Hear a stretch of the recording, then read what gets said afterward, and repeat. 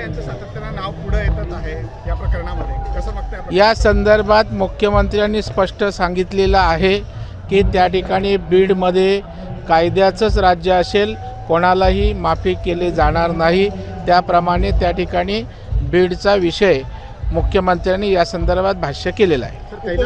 कैलास दत्त यांना देखील आज अटक करण्यात आलेली आहे. हवेत गोळीबार केल्याप्रकरणी बीडचे जे कैलास दत्त होते त्यांना. हे कायद्याचं राज्य आहे. मुख्यमंत्री अत्यंत कठोर आहेत.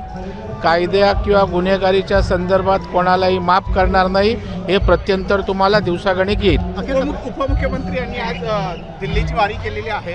अमित शहा आणि JP नड्डा यांची भेट घेतलेली आहे. ते आमचे महायुतीचे नेते आहेत, NDAचे नेते आहेत आणि त्याच्यामुळे स्वाभाविकपणे आमच्या पक्षाचं नेतृत्व पंतप्रधान यांच्याकडे ते जात असतात, चर्चा करत असतात, शुभेच्छा देत असतात आणि तशाच पद्धतीनं आज उपमुख्यमंत्री झाल्यानंतर ते त्या ठिकाणी गेलेले आहेत.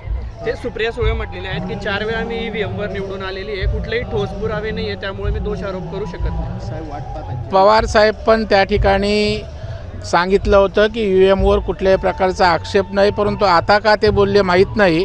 आता या ठिकाणी पुन्हा सुप्रिया सुळेताई त्या ठिकाणी पुरावा नसल्यामुळे त्या ठिकाणी वक्तव्य आलं आहे. पण चांगलं आहे, निदान खरं तरी उशिरा का होईना बोलल्या.